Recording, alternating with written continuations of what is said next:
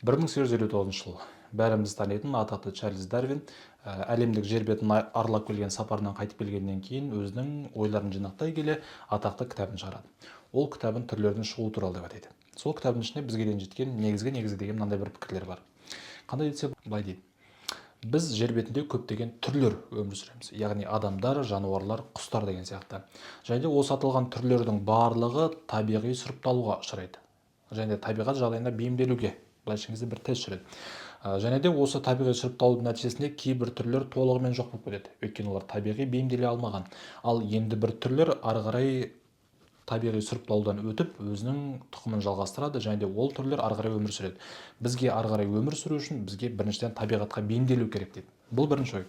Және де осы негізгі ойлармен қатар екінші бір ой шығады. Ол жерінде былай дейді: әрбір сұрыпталған тұқым ол өзінің артынан ұрпақ қалдыруға тырысады және ол популяцияға ұшырайды, өзінің санын көбейтуге тырысады дейді.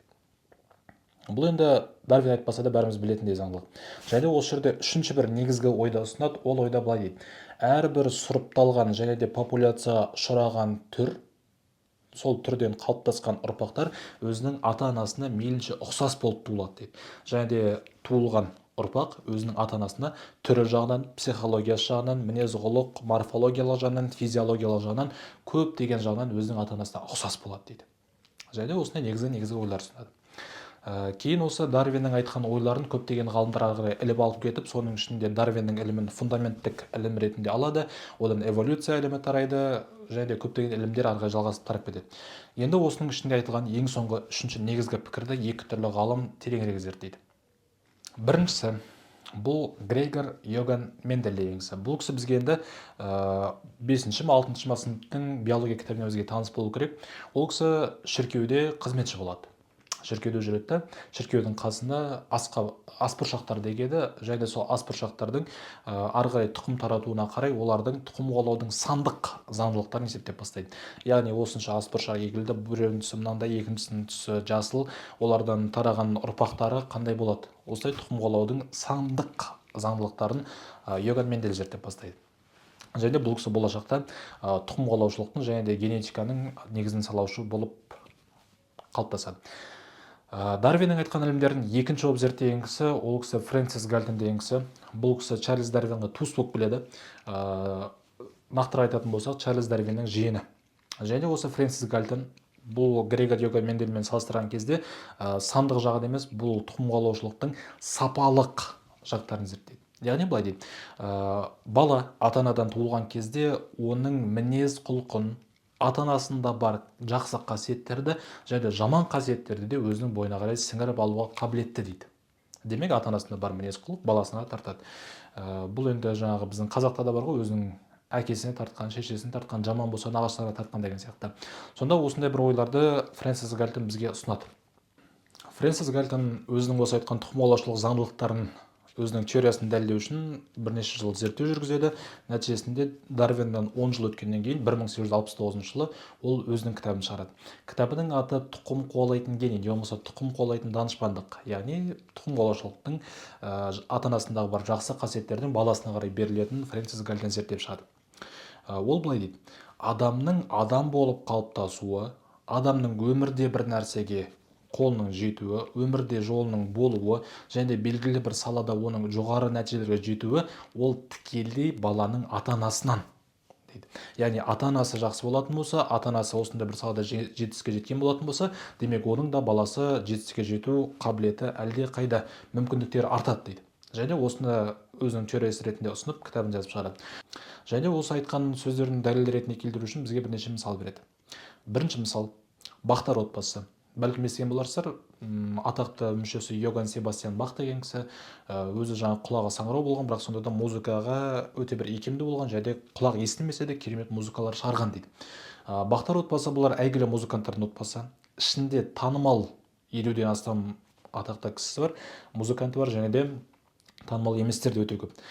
Сонда былай дейді: егер бір бала Бахтардың отбасында дүниеге келетін болса, ендеше бұл баланың музыкаға қабілетті болуы басқа балалармен салыстырған кезде әлдеқайда көбірек болады дейді. Логикалық тұрғыдан жаңа түсінуге болады. Екінші бір мысал: Фрэнсис Гальтон екі түрлі отбасын салыстырады. Екеуі де билік басындағы отбасылар. Біріншісі ағылшын корольдердің отбасы, және де екіншісі Рим шіркеуінің отбасылары. Ағылшын корольдері биліктен өткеннен кейін олар билікті мұрагерлік жолмен береді, және де өзінің көбінесе ұлдарын, жақын туыстарын отырғызуға тырысады дейді. Ал Рим шіркеуі бұлар көбінесе туыстық қатынастан сәл алысырақ барып, билік басына өзінің алыс туыстарын алып келуге тырысады екен дейді. Кейін осы екі билік басында болған адамдарды салыстыра келе, ағылшындардың билік саласында әлдеқайда жетістікке жеткенін, және сол отбасының билікке жақындаған кезде, билік саласына келген кезде әлдеқайда мықты екендігін көрсетуге тырысады. Ал енді осы зерттеулермен тоқтамай, Фрэнсис Гальтон 1883 жылы евгеника атты терминді және де ғылымда енгізеді.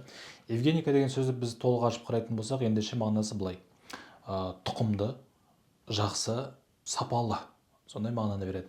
Ал енді негізі ғылым ретінде алып қарайтын болсақ, евгеника ғылымы бұл адамды сапалы ету және де адамдардың өмір сүретін қоғамын сапалы ету мақсатында жасалған ғылым деп есептеледі.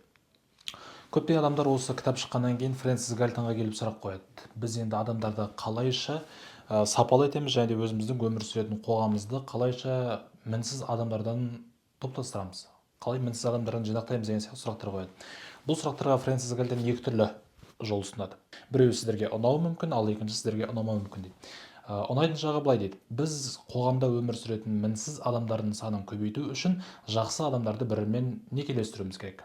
Мысалы, екі жақсы адам, күйеуі жақсы, әйелі де жақсы, екеуінің мінездері де жақсы, денсаулықтары да тәп-тәуір. Сонда осы екеуін біз үйлендіріп некелестірген кезде одан туатын баланың денсаулығы жақсы, мінезі жақсы, өмір сүру қабілеттері жақсы болуға мүмкіндігі әлдеқайда көп дейді.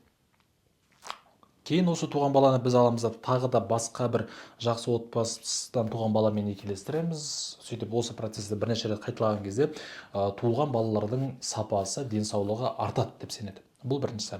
Ал енді екіншісі бізге ұнамайтын жақ дейді. Ол қандай десе,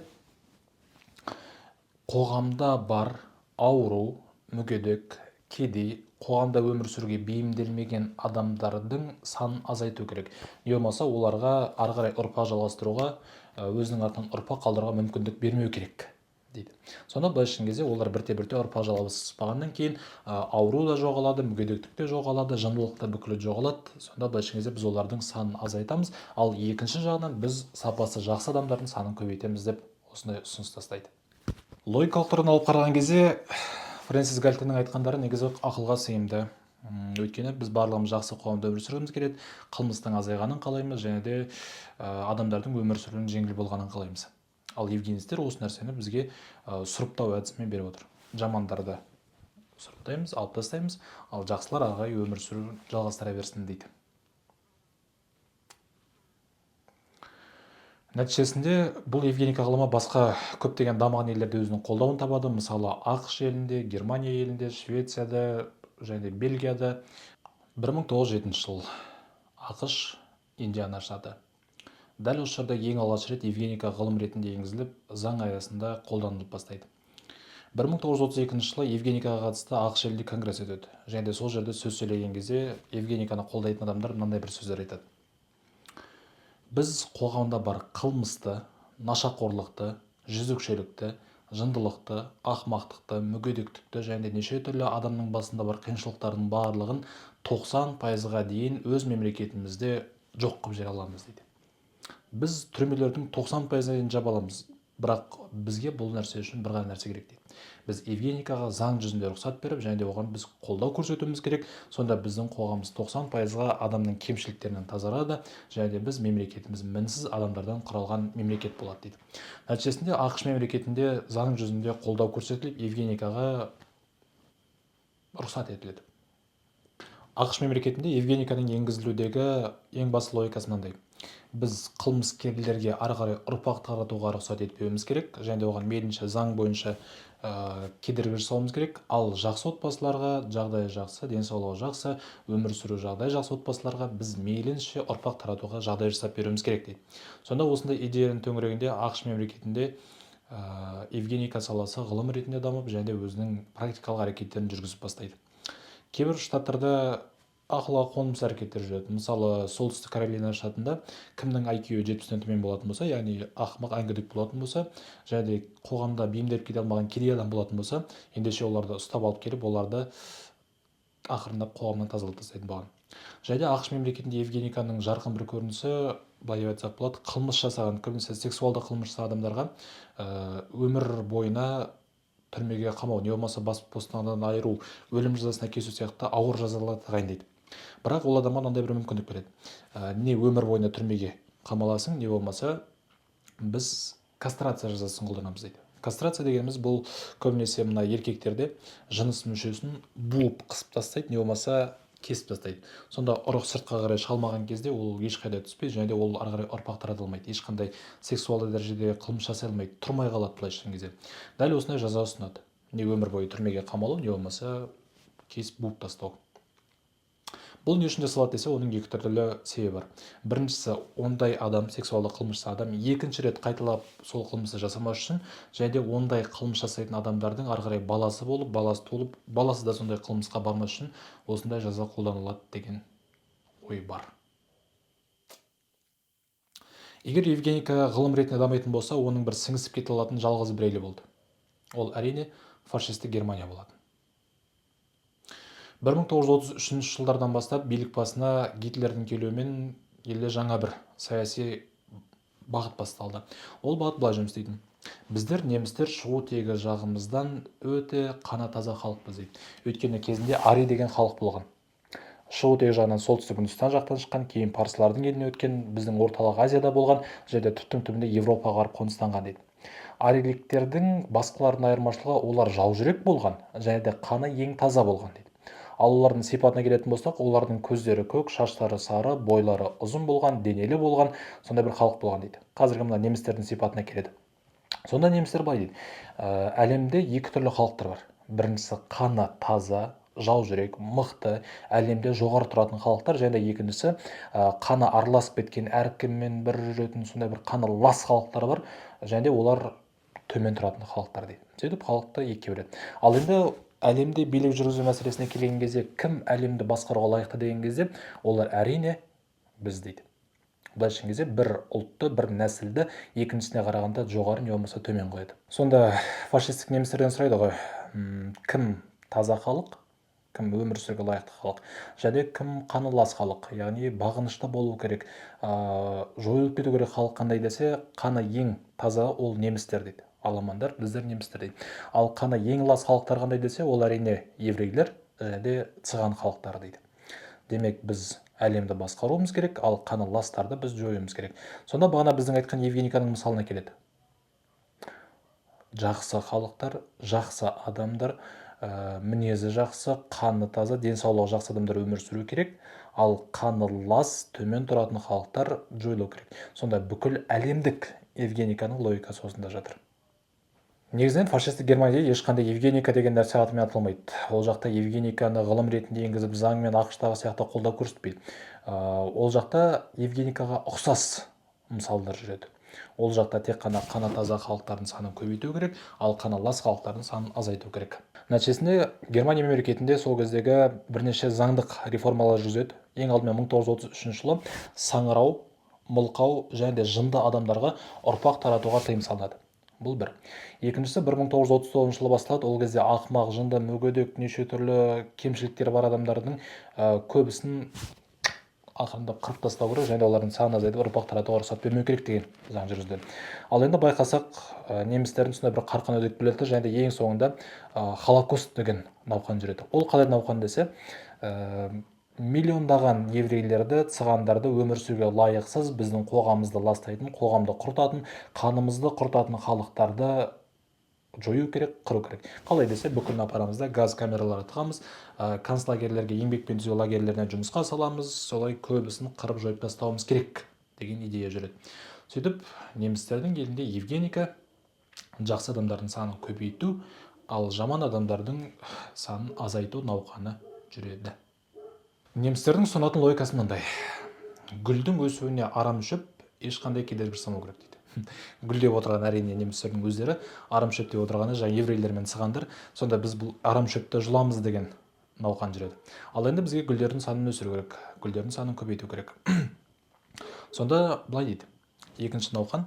Егер неміс халқы әлемдегі ең қан таза, ең батыр, ең мықты халық болатын болса, демек бізге евгеника бойынша осы адамдардың санын көбейту керек. Немістер де дәл осыны жасайды. Олар өздерінің санын көбейту үшін көптеген эксперименттер жүргізеді.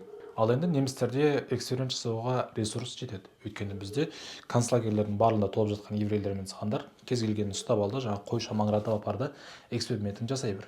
Ол жақта дәрігерлерге еркіндік берілген, олар түбі өлімге бара жатыр, одан да өлместен бұрын оларға бір экспериментіңді, тәжірибеңді жасап көр деген сияқты рұқсат етіледі.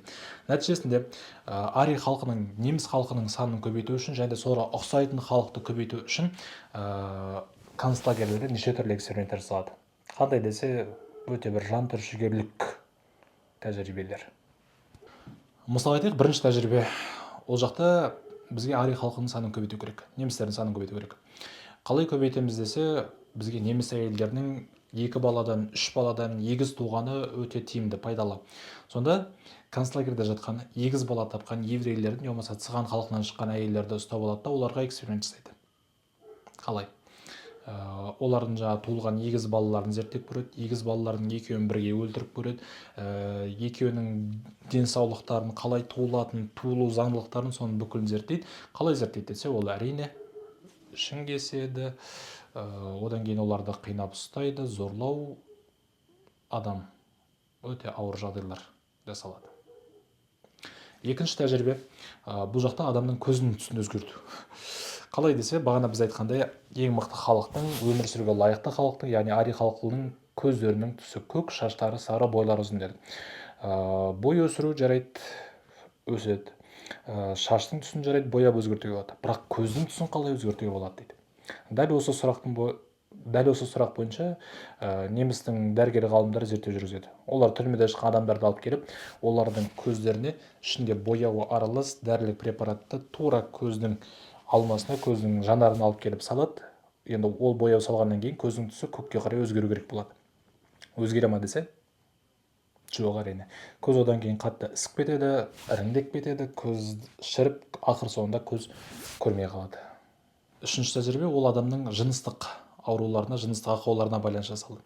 Нағыз мінсіз адам, ешқандай нәрсемен ауырмайтын, және де ешқандай бір ауытқушылығы жоқ адам, табиғи тұрғыдан алған кезде мінсіз ер адам, ол гетеросексуал болу керек. Яғни былайша айтқан кезде ер адам әйел адамға қызығады, әйел адам ер адамға қызығады. Бұл табиғаттың заңдылығы. Ал осы заңдылыққа келмейтін адамдар, олар мінсіз емес деп танылды, және олардың санын азайту керекпіз деді. Мысалы, еркек пен еркек қызығып, әйелге қызығып, одан ұрпақ тарамайды деп, сонда бұл нәрсенің барлығын немістер дұрыс деп санаған жоқ. Және де осындай саны дұрыс еместердің санын азайту керек, не болмаса олардың ақауларын дұрыстау керек болды. Ал енді қалай дұрыстаймыз десе, гомосексуал, былайша кезде гей еркек алып келеді, еврейге басқа бір гетеросексуал, яғни жыныстық қасиеттері дұрыс адамның гендерін және де сол жақтағы тестостерон капсуласын алып келіп жаңағы адамға салады. Нәтижесінде ол адамның жыныстық көзқарасы ауысып кету керек болады. Яғни бұрынғыша қайтадан әйел адамға қызығатын еркек болу жасау керек болады. Бұл эксперимент жүзеге аса ма десе, жоқ, аспайды. Ол адам жаңағы қанның екеуі сәйкес келмегеннен кейін, екеуінің жаңағы иммунитеті бірін-бірі қабылдамағаннан кейін жаңағы адам қайтыс болып кетеді. Оның несін ауыстыру мүмкін болмайды. Келесі бір эксперимент, ол былай жасалады. Жалпы мінсіз адам және мінсіз солдат, ол кезден соғыс жүріп жатыр, бізде екінші дүниежүзілік соғыс. Сол соғыстың кезіндегі мінсіз адам қандай болу керек десе, ол адам арқасына 20 килограмм ауыр заттарды салып алып, және жүздеген километр бойы жүгіріп, күні-түні бойы шаршамай, келгеннен кейін тағы да честь беріп тұру керек дейді. Және бізге осындай мінсіз адамдарды жасау керек дейді. Қалай жасаймыз десе, енді ол химиялық жолмен адамдарға жаңағы препарат салады, адамдарға есірткі беру арқылы ол адамдардың төзімділігін арттырамыз дейді. Бізде немістерге сразу бермейді. Бізде подопытный зертханалық тәжірибе жасайтын тышқандар мен қояндарымыз бар. Сонымен концлагерге алып келеді, адамдарға дикс атты препаратты береді. Нәтижесінде адамдар арқасы 20 килограмм сумка артып алады да, концлагердің ішіне айналып 100 километр бойы жүгіру керек болады. Супер солдат жасалды ма десе, жоқ, жасалған жоқ. Адамдар жаңағы жүгіре бергеннен кейін олардың жүректері жарылып, шыдамай, сонымен ол адамдардың көбісі қайтыс болып кетеді. Жалпы немістердің тарихында евгеника ғылымында және де осы мінсіз адамдар жасау үшін көптеген тәжірибе жүргізіледі. Бірақ олардың барлығын сәтті деп айтуға келмейді. 1945 жылы Германия соғыстан жеңіліп капитуляция жасағаннан кейін бұл эксперименттердің барлығы тоқтатылды деп айтылады. Бірақ оның 100% нақты тоқтатылғанына ешқандай да бір сенім жоқ. Кейін соғыс біткеннен кейін кейбір эксперименттерде мінсіз адамдардың дене бөлшектері кесіліп, мысалы біреудің қолы, біреудің аяғы, біреудің көзі кесіліп, соның барлығын тігіп бір адам жасауға ниетті болған сондай бір эксперименттер бар болғаны айтылады, бірақ олар тарихи тұрғыдан нақтыланбаған, сол үшін оған сенуді қиын. Германия жеңілгеннен кейін оның қолданған бұл саясатын бүкіл әлем болып қате деп таниды, және де бұл евгеника деген ғылымнан мүлдем әлем болып бас тартады.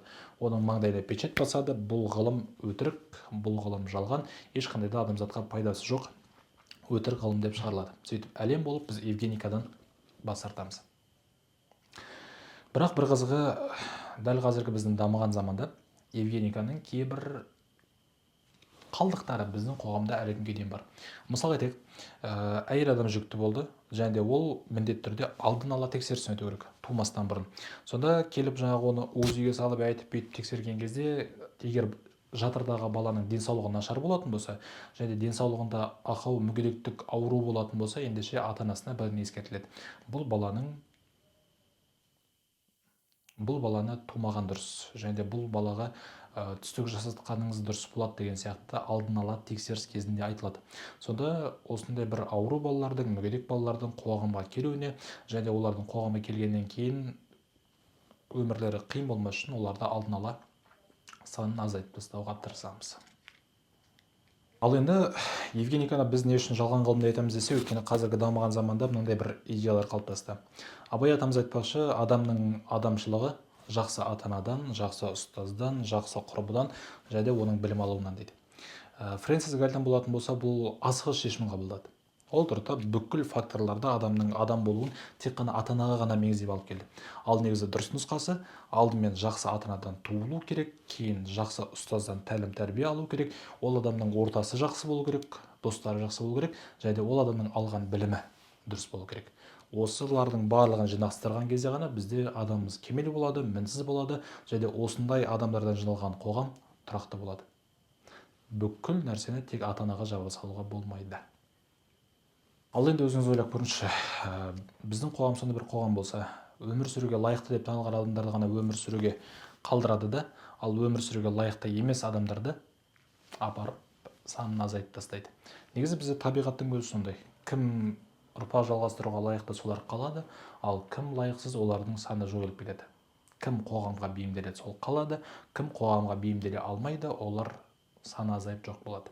Ал енді біздің қоғамда сондай болса, кейбір қылмыскерлерді апарып, оларға ұрпақ жалғастыру мүмкіндік бермей, не болмаса кейбір адамдарды түрмеге қамап тастаса, не болмаса жақсы деп таныған адамдарды бірімен некелестіріп, олардың санын көбейтетін болса, ондай қоғам қандай болатын еді? Өз ойыңызды пікірге жаза кетіңіз.